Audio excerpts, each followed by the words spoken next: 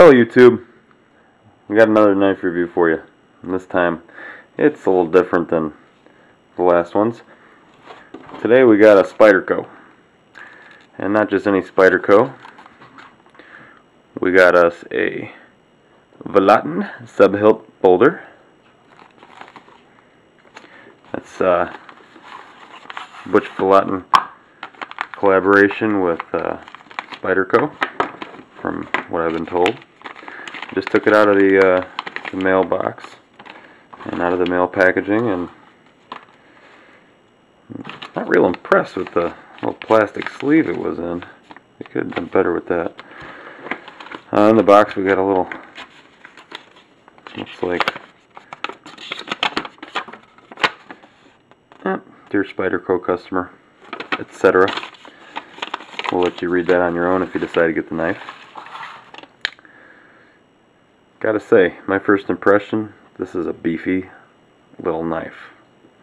And I shouldn't really say little, I mean, I got a large hand, and this thing, yeah, that's not a little knife. I brought out my Buck Alpha Hunter, because a lot of people have those as a comparison. You can see it's a little bigger than that, which is a surprise because that was a really beefy knife to be carrying around. Okay, we got a nice little Spyderco clip on here. Not really much of a deep carry. I mean, it's about an inch out of the pocket right there. Looks like they did the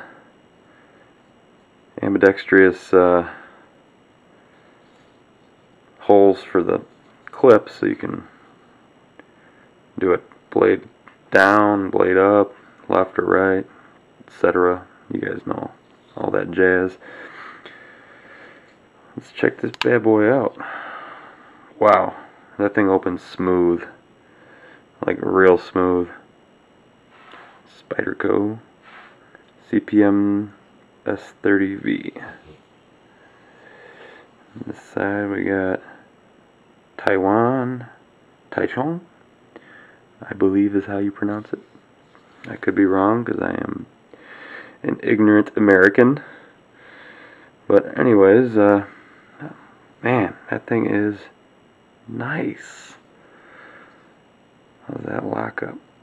And look at the thumb stud here, or the liner lock here is really sticks out.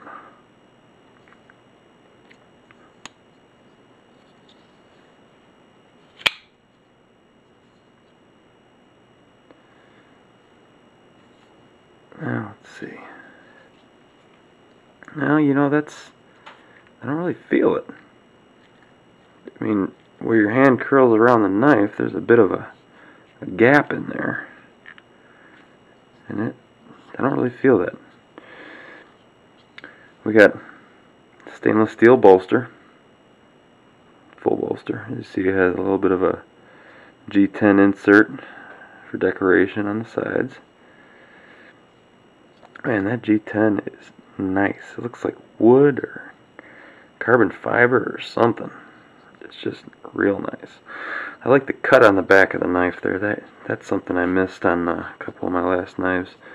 It's got, you can choke up on it if you want to a little bit. Or choke down, I should say. Not a whole lot of jimping going on here. In fact, that's more of a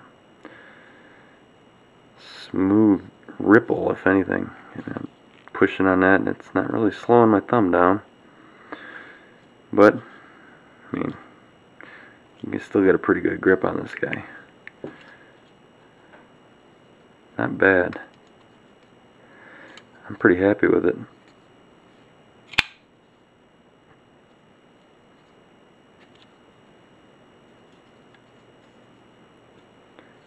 What else can we say about this? The S30V steel is a powdered steel, I believe, and it is pretty razor sharp. I'm gonna do a small cut test here. I don't usually do these because I'm not a real great knife sharpener, and it never works out for me when I try to sharpen my own knives, but Yeah. I think I'm doing it wrong. Oh yeah, there we go. Man, straight out of the box, this thing is just like, whew, too much on it. Here.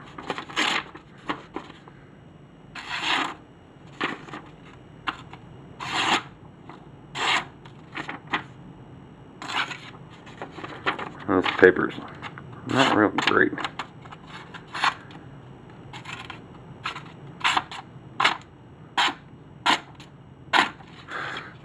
Just hack the shit up.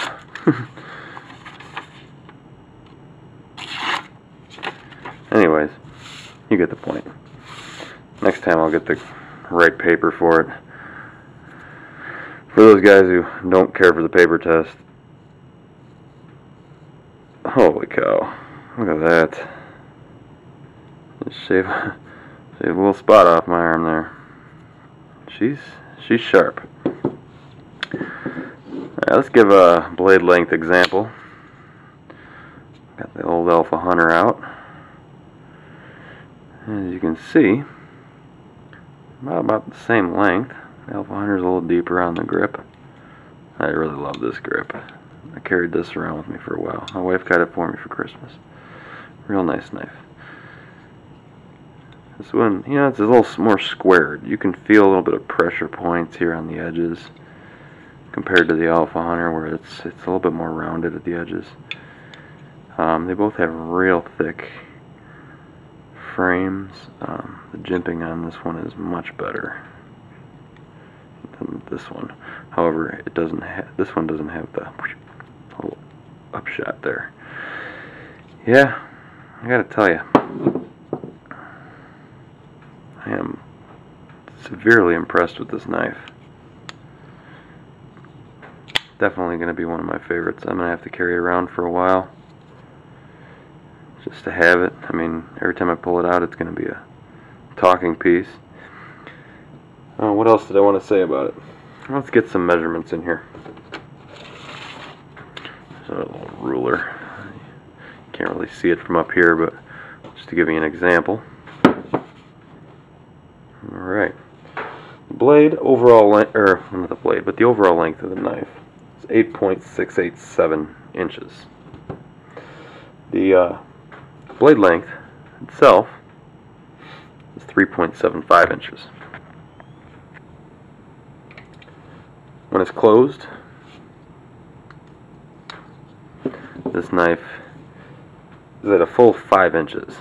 So it is a real tall knife when closed. The thickness of the blade, right in here, is 0.156 inches or 4 millimeters. Blade, like I already said, S30V steel. Some real good steel. I haven't had one of these yet, but I can just tell by the feel of it, it is top quality. G10 handle, like I already went over. Stainless bolster. Oh, the weight. This weighs out at a good 6.2 ounces, which is obviously a heavy knife. Nobody's going to argue that. But it is, I mean, it's worth every penny. And I paid about $167 before taxes, around $180 with taxes. Interesting thing with the spider hole, like on all Spyderco knives, the thumb stud. But if you notice, it's an ambidextrous thumb stud. That was actually invented by Butch Vallotton, who, you know, like I said, helped with this knife. And not only is it a thumb stud, but it locks the blade in place. There's a small notch right there. Drops into it real nice. And there is absolutely no play on this knife from left to right, up and down, nothing. It's a real secure knife. Anyways, thanks for watching. I wanted to get this out there. I mean, I'm real impressed with it, and I figured you guys would be. But, you know, for the money, is it worth it? I don't know. I mean, is it worth it for 180 bucks for a piece of steel and carry in your pocket? hell, a lot of people would say, nah, not really.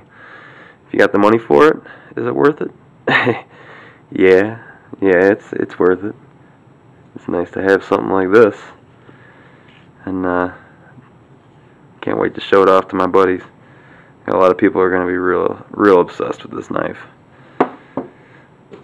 Anyways, thanks for watching, and catch you back on the next one. Later.